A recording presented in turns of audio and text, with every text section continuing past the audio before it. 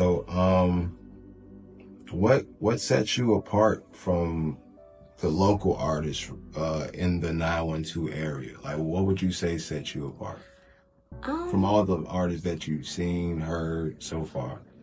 Well, from what I've seen, a lot of them are men, so I think already right there, like being like a woman in the field of a lot of rappers and a lot of male artists, that's already like, I feel the difference there. But I think aside from that, I would say my style of writing, I am very influenced by rap, so I like to incorporate a lot of rap elements, like my flow. I'm very proud of the way I flow on a beat. I would also say the way that I write my music, because I don't go straight into it just writing the words down. What I usually do, I put my headphones on and I listen to the beat and I just press record and I just say or mumble whatever comes to me, and it's usually the melody that comes to me first. So I'll get a good melody going and I just be speaking gibberish, no words, but that melody is there. Like on Type Shit, that song, I downloaded the file and I put it onto BandLab and I just pressed record and just mumbled the melody straight through, and I kept it for like months before I actually wrote down the words to it. And when I write down the words, I take the time to listen to the melody, to see where the story is going in the song. Sometimes it's a little hard. I feel like I make it hard for myself because of the way that I write. You're a perfectionist, so yeah, you want to make sure everything is right. But yeah, that's I think my songwriting, the way that I write and my process in that, I think is what sets me apart from everybody else. That reminds me of an artist. Jeremiah does that. Jeremy? The one who did Planes? yeah. I didn't know he did that. Yeah, that's cool. He writes his lyrics like he's rapping. Ah, that's dope. Yeah. Oh, I like that. You see, I used to be embarrassed, actually, because I'm like, man, if these people heard my demos and they just heard me speaking gibberish on it, like, what the hell is she doing on this? Trust me, a lot of rappers do that. Yeah. A lot of rappers just get in there and then, well, that makes me feel better. And then come in later, like an hour later, and have a whole song. Wow. You see, where they take it out, I take months. I mean, I had I would get into a song, I would do the melody, maybe I'd get the first verse down, and then I wouldn't touch it for like weeks to like months, maybe years. I think one of the songs on there I started writing back in 2022, and I dropped it. I maybe had like 8 bars in there, and then I came back 2024 and I finished it like all in a day. Sometimes, like the process, it'd be taking a little bit. It does. Yeah. It does, because you gotta let the song, especially if you're really into the song, you gotta let it breathe. Like, okay, boom, boom, boom, write 8 bars, and I come back later to inspired, you know, stuff like that. How is it being a mother and doing music? It has its perks. My daughter, she loves one of my songs, an old song from back when, like, right after I graduated high school. And sometimes she'll come up to me and she'll ask me to play that one song. She'll start singing it, do the little dance that she made up with it. She recognizes my songs, which I feel is a little bit, that gives me a little bit of a happy feeling, because I'm like, wow, she enjoys my song. She likes listening to it. She recognizes it, you know? And my son too, he can't talk yet, but every time he hears Drifted coming on, he perks up or he runs to me and he just vibes out with me while we listen to it. So it's nice.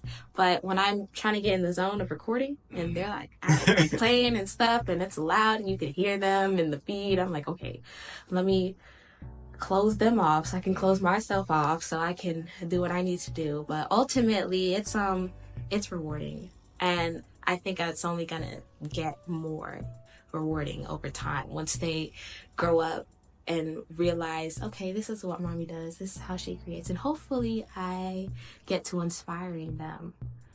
It's kind of cool, because at the age that you are and the age they are, if something does happen or when something does happen, you get to grow up with them doing that. Yeah. Like, you get to take them on tour. You get to, that's how I'm waiting for those days. I'm waiting for. In fact, some of the shows that I'll be going to, I'll be thinking about wanting to bring them, but sometimes it gets too late, or maybe it's too much drinking going on. Yeah, it's like you gotta protect your little ones, man. Yeah. Is that something that you will want for them to pick up if they decide to? I hope singing. My family is a family full of singers and musicians. So, I already know. My daughter, she already has a really good voice, and I know over time she's going to be able to control it more. But I hope that they would be more involved in the study of music theory, learning how music works, understanding the spiritual aspects of music and singing and creating and stuff like that.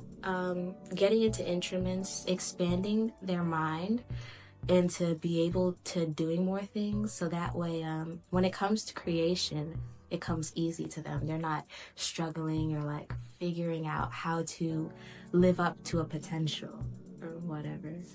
Yeah, my kids got they have instruments and they know how to play instruments. Like, my son know how to play the trumpet and my daughter know how to play the saxophone and keys.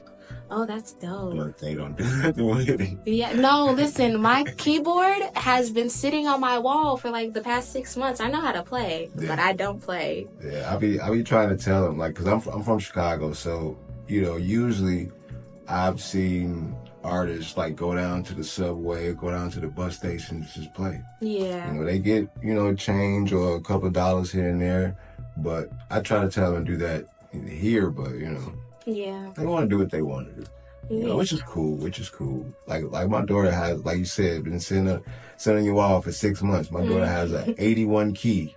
Wow. She probably played like a handful of times. Yep.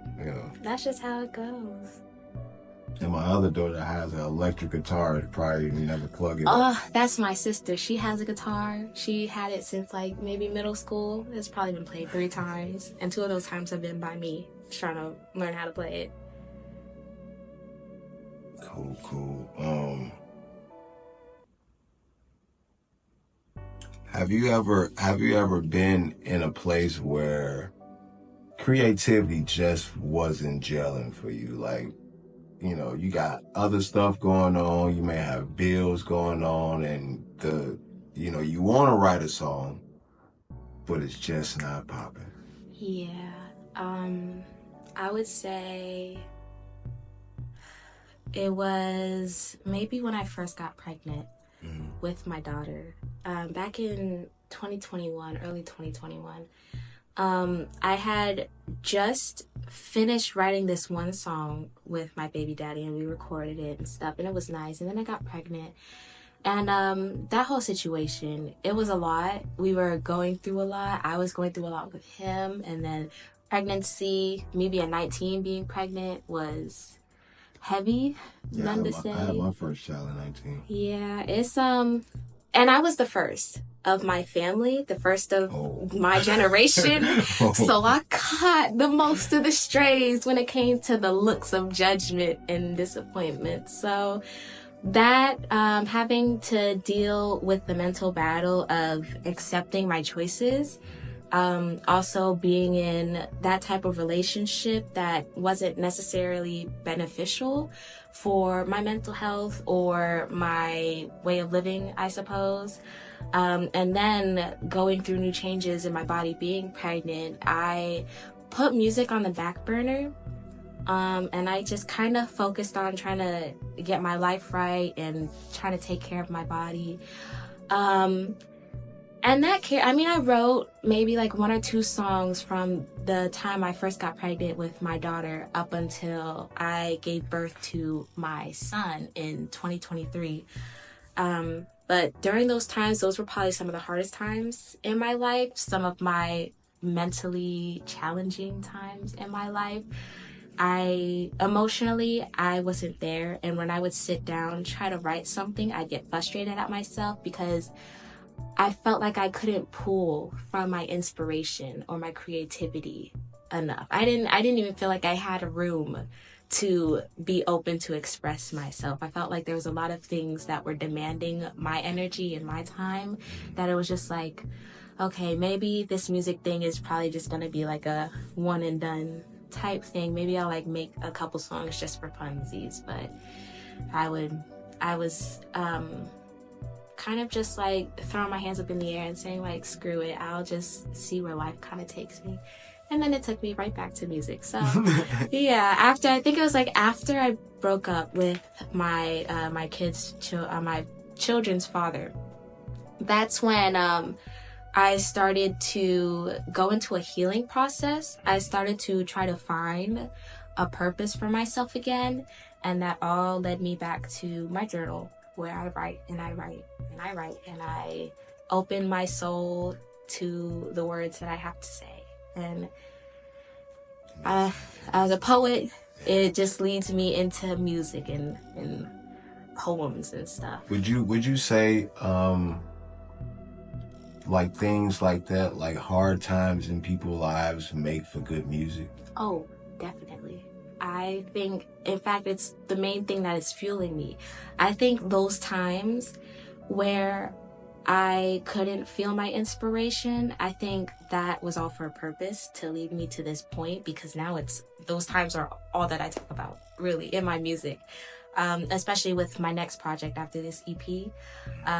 This main one that's coming out, Through the Witching Hours, though, is mainly about the period right after all of that time, where I'm just getting back into it, dealing with going out, trying to get over the ex with these new guys, with drugs and drinking and all that stuff, and eventually just kind of having to learn that, hey, all I have is myself at the end of the day, and as long as I'm taking steps to get better and stuff, you know, my purpose is gonna solidify, and that's gonna propel me into a future where the right love is gonna come for me, the right opportunities are gonna come for me. I'm gonna have the energy to be able to sustain all of that moving forward. You better know it. You better know it.